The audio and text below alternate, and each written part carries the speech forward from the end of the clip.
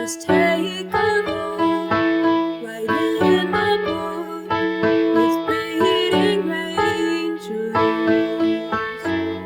You're reading rangers. Howie and the reading rangers.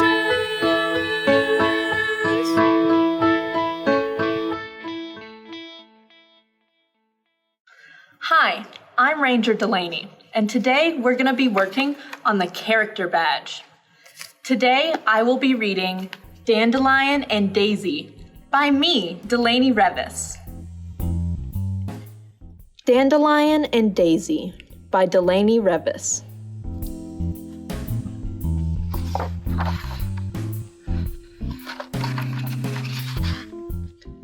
Gather round, children, and let me tell you a tale of a princess who was born fragile and frail. Her name was Dandelion, and as the story goes, she was pale from the top of her head to the tips of her toes.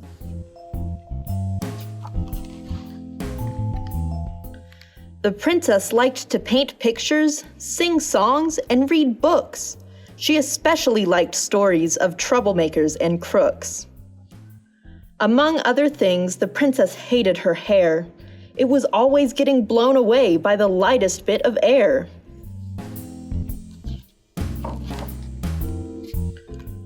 Because of this, she couldn't really go outside, unless she wanted to return bald as a mountain after a landslide. One day, as Dandelion hopped her way downstairs, she saw her parents talking to a family called the Dares. The Dares had a daughter. Daisy was her name. Though the two had never met, Dandelion knew of her fame.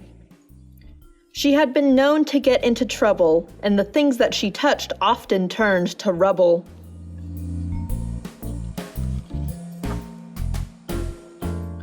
"Come say hello," said her parents, and though she shook with fear, Dandelion somehow found the courage to come near.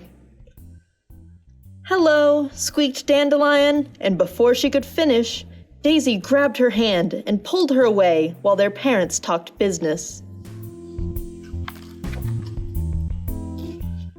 "You're Dandelion, right?" Daisy asked with a grin. "My parents are hoping you'll teach me to fit in." "Fit in?" Dandelion chuckled. "Well, you've come to the wrong place. I can't even do the things most kids do, like sled or race."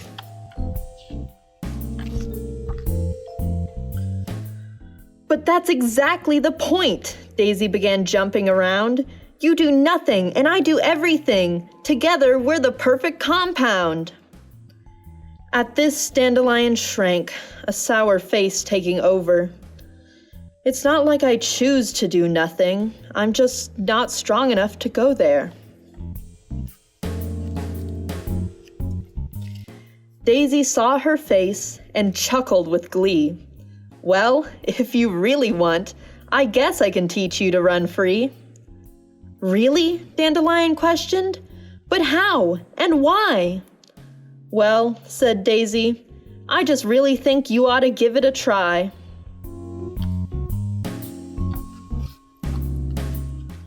So Daisy brought her to the hall, bundling her in hats, jackets, and gloves, until she was nearly as wide as she was tall. Then out they went, out to the snow, out to the hills with a sled in tow.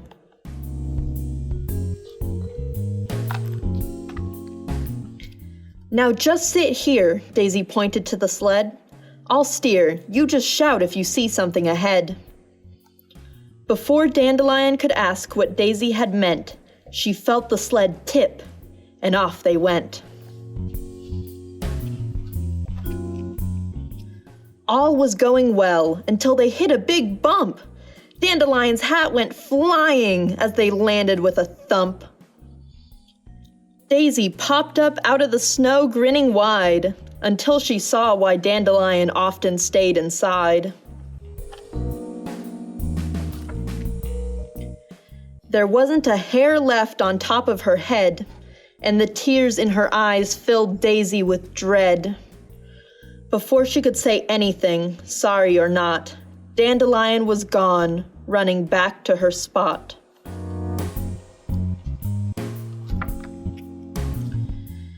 Daisy didn't want to give chase, so, standing there, she came up with an idea to put a smile back on her friend's face.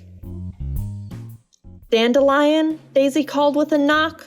When the princess turned around, she got quite the shock. Daisy's hair had been cut, almost down to her head.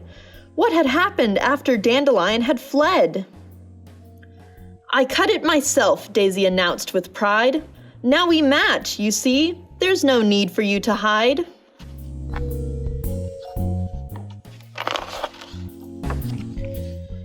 Dandelion wiped away her tears and hugged Daisy tight. Between the two of them, there wasn't a sad face in sight. The end.